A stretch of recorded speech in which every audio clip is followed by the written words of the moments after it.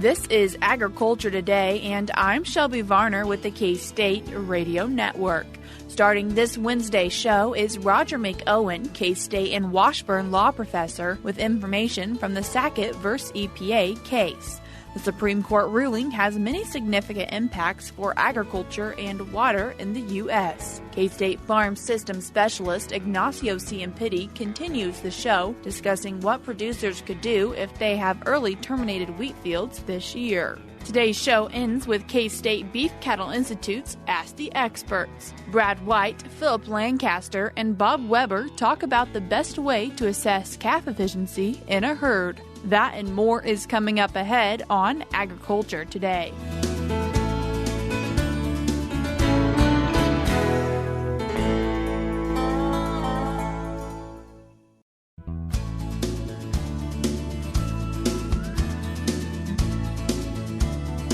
You're tuned in to Agriculture Today, and on this Wednesday, we're joined with K-State and Washburn law professor Roger McEowen for an ag law update.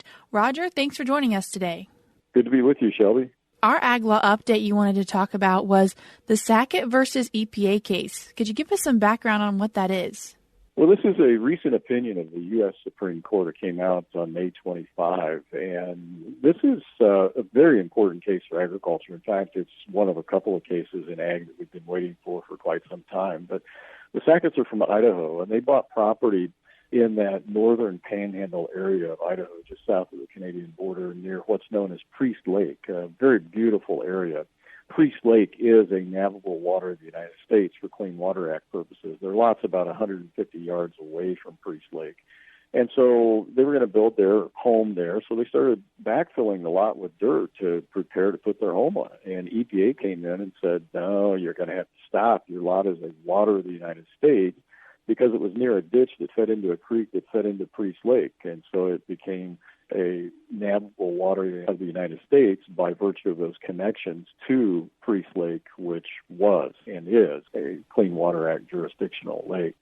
And so EPA threatened them with penalties of up to about $40,000 a day unless they stopped. And they just simply could not negotiate anything with EPA. EPA was belligerent. They wouldn't back off. Sacketts get backed into the corner, had to sue. They had no choice. And they actually made two trips to the U.S. Supreme Court. The first one was a unanimous decision by the U.S. Supreme Court to force EPA to make a final determination from which the Sacketts could appeal. EPA said, yeah, it's a wetland. So then the second trip around was challenging that wetland decision. And they lost in the trial court, lost in the Ninth Circuit. And just recently, the U.S. Supreme Court gave its opinion. And kind of before we touch on what the Supreme Court decided, for the definition of a wetland, considering the swamp buster and portion of agriculture, is that definition a little different? Yeah, that's a good question. That definition is indeed different, and that is a definition that requires three characteristics to have a wetland. You have to have hydrophytic plants, and you have to have soil hydrology that signifies that it's a wetland, and it has to be inundated for at least 14 days during the growing season. That's totally different definition of a wetland than is what is contained in the Clean Water Act for purposes of what the Sacketts were going through and jurisdiction by the EPA and the Corps. What has the Supreme Court decided? Well, the Supreme Court unanimously agreed that the Sacketts lot was not a wetland. So there was no jurisdiction under the Clean Water Act by the federal government. And so that's very important because all of the justices rejected the significant nexus test, which is what we've been using for the past almost 20 years in determining the scope and delineation of what a wetland is on farmland, for example, that's subject to the EPA or the Corps of Engineers regulatory authority. Now, that was 9-0. There were 5 justices that said that the correct test was a continuous surface water connection test.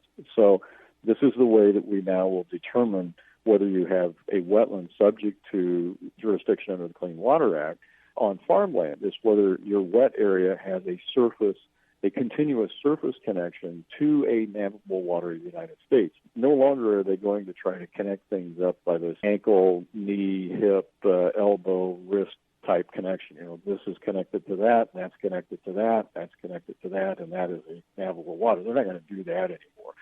They're basically going back to what I call the Justice Scalia standard that he set forth in another case in his plurality opinion in 2006 in that case. So the important point of this is for the government to assert jurisdiction, it has to establish two things. It has to show that the adjacent water body or this isolated wetland in a farm field is relatively permanent and it's connected to an interstate navigable water, and that area, that wet area, has a continuous surface connection with the navigable water body that makes it difficult to determine where the navigable water body ends and the wetland begins. Now, there were 4 justices that said that's too narrow of a test, but again, that's just the minority, and that will not control. But this new surface water connection test is going to be the new rule going forward. And so the surface water connection test was good in terms for Sackett's. That's correct. Not only did they not have a wetland, but we got a much narrower definition of how we delineate a wetland for purposes of the Clean Water Act. Roger, what does this mean for the EPA's 2023 WOTUS rule? Well, it means that rule is deader than a doornail, so to speak. The court said it is inconsistent with the text and structure of the Clean Water Act, and the EPA has no statutory basis to impose a significant nexus test. That's pretty harsh language, and so they're going to have to redo that. And a lot of listeners are probably familiar with what I've been saying for some time. I thought it was foolish for the agencies to move forward with rulemaking before we knew what the U.S. Supreme Court was going to say on this issue. So now we know that was all a waste of time and a waste of money, and they're going to have to start over and write a new rule consistent with this continuous surface connection test. And before we started, you mentioned an upcoming case. Is this going to create a positive impact, hopefully, for them?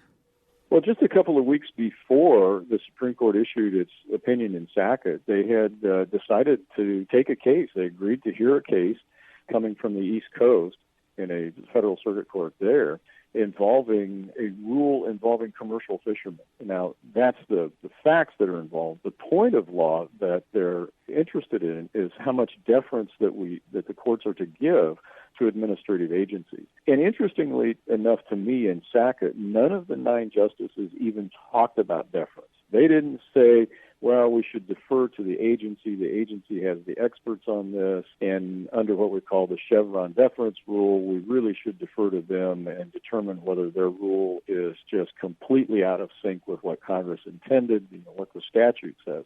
None of that. The court just said, no, this is not an area in which we're going to defer at all. They didn't even mention deference. They just decided the case. I think that's a tip-off as to where we're coming with the Loper-Bright decision, which will be next year in this commercial fishing case on agency deference. I think they're going to eliminate what we know as the Chevron deference rule. And so what was the Chevron deference rule? That's a rule where the court said a number of years ago in this famous case known as Chevron that in the way that courts judge whether an administrative agency rule is consistent with the statute, they basically will defer to the agency unless that rule is deemed to be arbitrary and capricious. And that's a very high hurdle for anyone challenging a federal government agency rule to overcome. And that's been a burden on farmers and ranchers for many, many years. You get into a dispute with USDA concerning farm programs or crop insurance, whatever the case might be, and you get into court and you've lost in the administrative agency process, and so now you finally get to a court, and the court's review standard is whether the agency was just completely out of bounds. If what they did was reasonable in any way, the agency wins. And that makes it real tough on farmers and ranchers and others that challenge those decisions by administrative agencies. I think the court is going to back away from that and make it easier to challenge administrative agency decisions. And Roger, this is an ag law update, and so what implications does this have for agriculture? Well, this really solidifies the National Water Protection Rule of 2019 that was promulgated in the Trump administration. And that rule limited federal jurisdiction to traditional navigable waters and their tributaries. And so what it means is that now streams and ditches and private waters, such as a farm pond, that don't have a continuous surface connection to navigable waters won't be subject to the Clean Water Act. And so it eliminates federal control over ditches and streams and private ponds where there's no continuous flow into a navigable water of the United States. It's a big deal, particularly you get out into western Kansas. You have all of these ephemeral streams that sometimes have water in it, sometimes don't. Though jurisdiction by the federal government is eliminated over those. Plus, in the Prairie Pothole region in Minnesota, the Dakotas, and parts of Iowa, those just are temporary isolated wetlands, and those won't be subject to Clean Water Act jurisdiction either. And Roger, continuing the conversation about water, what impact does it have on water quality? I think little to none, for a couple of reasons. One, based on this continuous surface connection and the difference between terminology in the statutes, you could still have a wetland that's not subject to jurisdiction in the Sackett sense, but still be subject to the dredge and fill permit requirements of the Clean Water Act, which are the water quality rules. And those are two different things. Another point is that many states, in fact all states, have water quality rules that are in place, and they're not affected at all by the Supreme Court's opinion. It only affects federal law. And so those state rules are still there. Farmers and ranchers, other landowners are going to have to pay attention to those state water quality rules too. So I think very little to no impact on water quality. Roger, thank you for joining us today and giving us an ag law update. I appreciate it. Thank you, Shelby. That was Roger McEowen, K-State and Washburn law professor, discussing the Supreme Court ruling on the Sackett versus EPA case and what it means for the waters of the U.S. You can find more material from Roger on his blog, which you can find at washburnlaw.edu/Walter. He also has information that can be found on AgManager.info. Both of the links to those websites can be found in today's show notes on agtoday.net. We're cutting to a short break now, but when we come back, we'll be joined by Ignacio Ciampitti as he discusses crop options after early terminated wheat.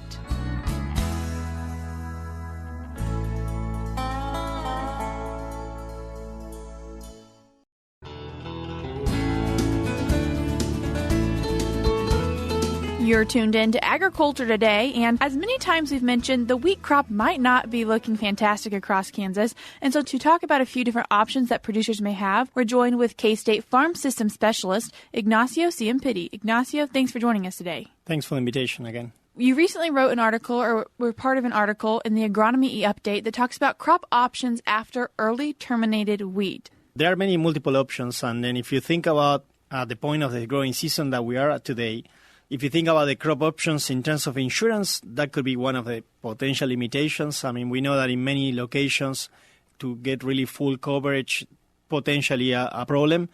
But if you think about agronomically, and if you think about more from the productive side, we still have many options, and we are still early in the season. So if you look at the temperatures that we have in the last couple of weeks, and if you look at how the weather is turning, and looks like we are getting more rains, which they are always a blessing.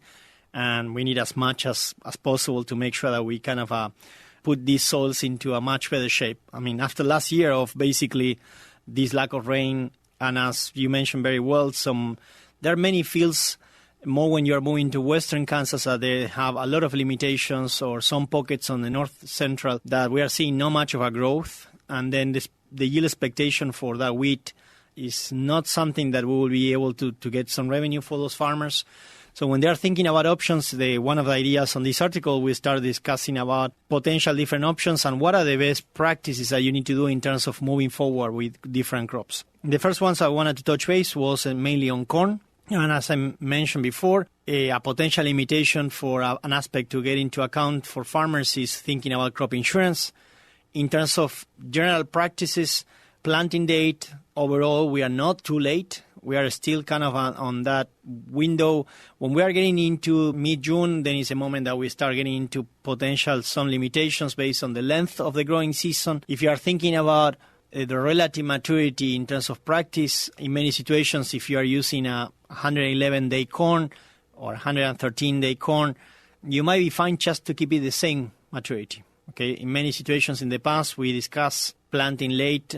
And the question for farmers out there is sometimes they ask, what is late? And depends on the region. There are some situations that going this time of the year for Northwest still is not too late. I mean, but if you're going this time of the year for Southeast, when you are planting so early, it's kind of getting very late.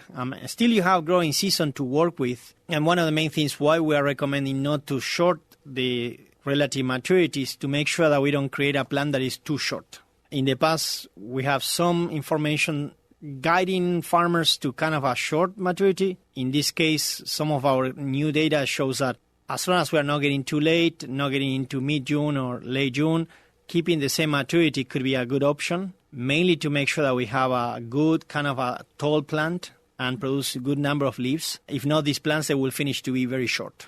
And then your yield potential is almost none there.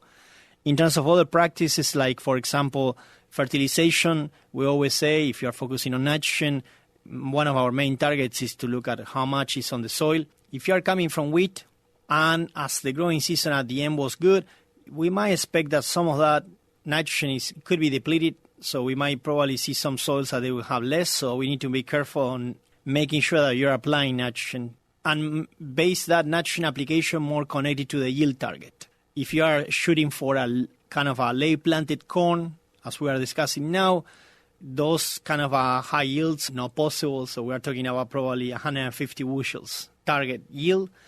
And in some of these dryland environments, then you need to think about fertilization to match what is the overall yield target. So that's one of the things connected to the nitrogen fertilization on that aspect. Corn is one option for producers, but so is soybeans. Yeah, and then if you think about on soybeans, I mean, in many situations we will be seeing a lot of more farmers going into soybeans.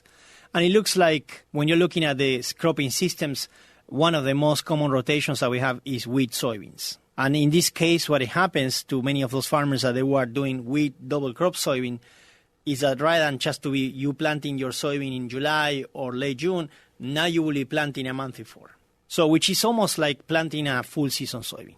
It's very close to planting a full season. Why? Because during May we didn't have and even during April, we didn't have a lot of growing degree days.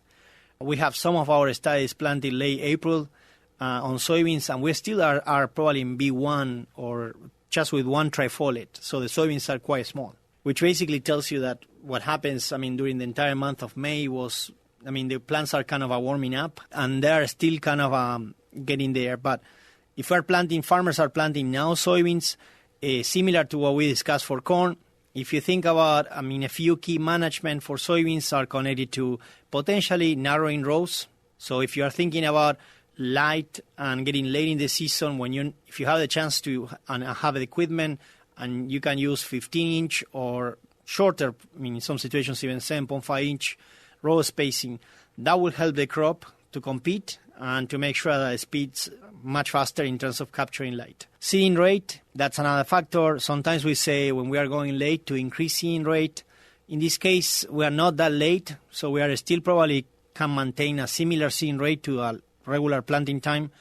And then with maturity, similar. In maturity, we always are saying that don't short your maturity groups and make sure you use similar or even larger in some situations, because we're afraid of this situation that the season is getting shorter, and then those plants basically are finishing with less nodes. And for soybean, the yield potential is coming from the nodes. So we need to make sure that we have enough nodes so there will be enough pods.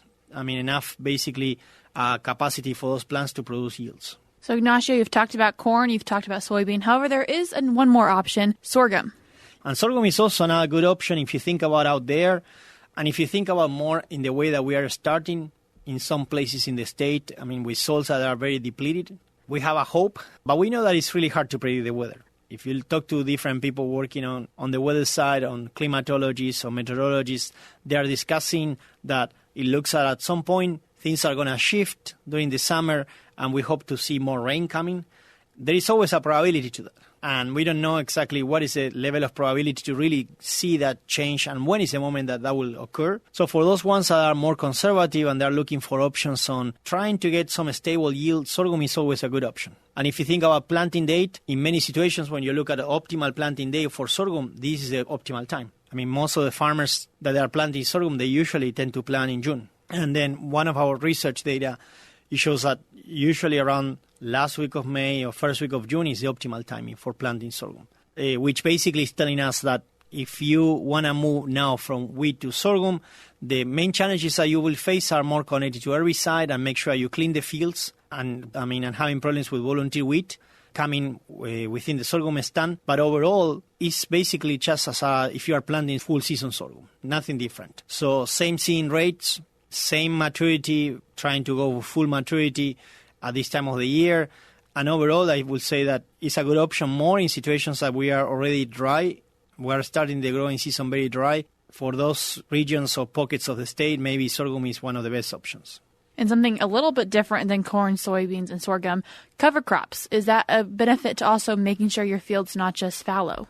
Yeah, I mean, for those guys that they still want to probably come back to wheat, one of the ways to break the wheat cycle is just to introduce a new crop. And then even if it's a short crop or if it's basically a cover crop between now and the next planting wheat, that would be a good idea to make sure that you have something growing and also to use some crops into the rotation. I mean, sure that you have some rotation between or failed wheat and your next growing season in wheat, if you're moving to that kind of a rotation. Then you need to be careful also with the type of herbicide, I mean, because we might see some limitations connected to the clean field, so on herbicide. But overall, I will say today we are really early for many of you that are thinking about profit and making money and thinking about what is coming next. I mean, I think that the summer crops will give you really good options.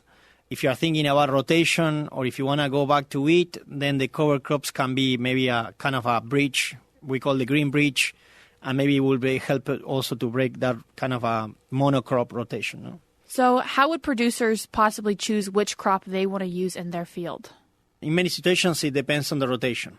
We have many farmers or producers that are working in establishing a plan and establishing rotations, long-term rotations. So we already have some farmers that they were on wheat, and they were planting to soybeans. For those guys that they were on wheat and double crop soybeans, it's easy. They can just not plant the double crop soybeans because they most likely will not be harvesting, but they will be having a full season soybeans. The only downside is that basically they didn't got any income from wheat. For those farmers that they were not thinking on going to double crop, in those situations, they now have more opportunities. I mean, because then you have an opportunity also to try, maybe if you are early, you can put a corn quickly. But if you have probably a little bit later, then you will choose a sorghum, because then you will say, okay, it's the most safe in terms of heat, drought tolerant, and also gives you more stability. So if you are starting from soils or regions of the state that you are really dry, you know that you are less dependent on the rains as if we are moving to corn, which we know that it has higher demand for water.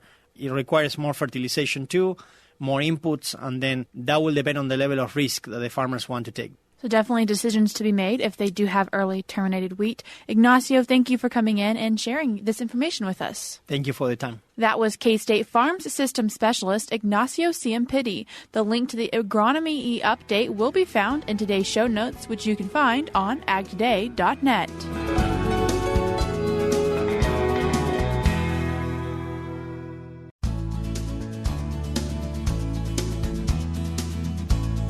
This is Agriculture Today, and we're now joined with BCI's Ask the Experts as they discuss the best way to assess calf efficiency. Hi, welcome to BCI Ask the Experts. I'm Brad White, joined today by Dr. Phillip Lancaster and Dr. Bob Weber. We've got a great listener question today, and our question today, we wanted to get Dr. Weber on to answer because it's about efficiency. So the question was, what is the best way to assess calf efficiency?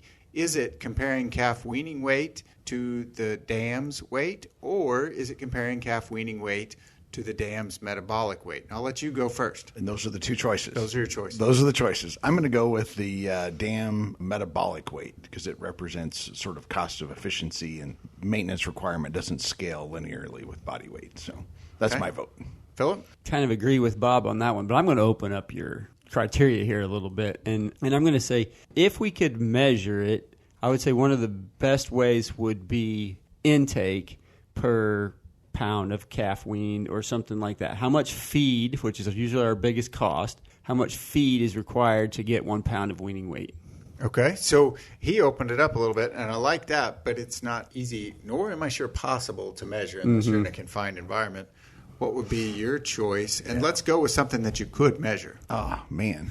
I was going to go with metabolic rate per pound of calf weaned. And, I think one of the things to, as we think about efficiency, we have to contrast individual animal performance versus herd performance. And so broadening out our perspective a little bit to capture both of the examples you started with have measurements of success. We weaned a calf, which in cow-calf production, the problem really isn't the cows that wean calves, it's the cows that don't wean calves. And so capturing, weaning weight per cow exposed and maybe some method to divide those up and look at who the cows are that aren't performing, it provides us some insight to herd performance. Yeah, because they're two different measures. When you think about weaning weight per cow exposed, that's a great measure, but then I'm not able to incorporate her weight as well into that process because that only comes from the cows that had calves.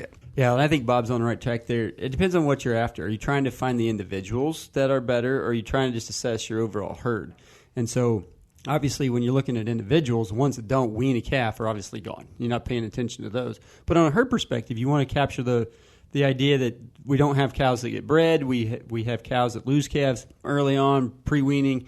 And so, again, I'm going to go back to nutrition. If I could look at, on a herd basis, the total amount of feed consumed relative to the total amount of pounds weaned, I kind of captured all of that into that metric of pounds per calf weaned, if I look at it on a herd basis versus just calculating it for individual cows that weaned one calf. But I can't cull individuals. No, I'm looking at how well my herd matches my environment kind of in that perspective versus making a genetic selection criteria. So how well would you expect these, and I'm going to go back to the original listener question, and you both kind of leaned toward pounds of calf per metabolic body weight of cow is what we lean towards. How would you use that to make a decision, and would it be useful? Well, I think it provides some insights to which cows maybe size-wise fit your production environment the best. And so incorporating, maybe looking at, what is the average mature weight or yearling weight of the bulls that produce those females to kind of get you on track to kind of select bulls for replacement females moving forward that fit into that kind of genetics perspective. Phillip? Well, I think it gets to what's your kind of ratio of maintenance cost versus milk production. And all that really fits into the nutrition of the cow. How well does your nutritional environment allow her to produce adequate milk relative to her maintenance cost? And so when I look at weaning weight, it's correlated with milk, not perfectly, but it gives me an estimate of how much milk she's producing, and then her metabolic body size gives me an estimate of her maintenance. Yeah, absolutely. And I think great point there, because you're talking about how you might ratio it. And you said the same thing of it's within my herd, where do those cows rank? So we're thinking about doing some rankings. We may or may not do some culling there. Excellent feedback. Appreciate you coming on to help answer this question. Bob ended up with 8 points and Phillip ended up with 7. So appreciate you guys coming in today. And if you have any other questions for us, you can send us an email at bci@ksu.edu. Once again, that was BCI's Ask the Experts, Brad White, Phillip Lancaster, and Bob Weber. That's all we have for you today, but we'll be back with more for you tomorrow.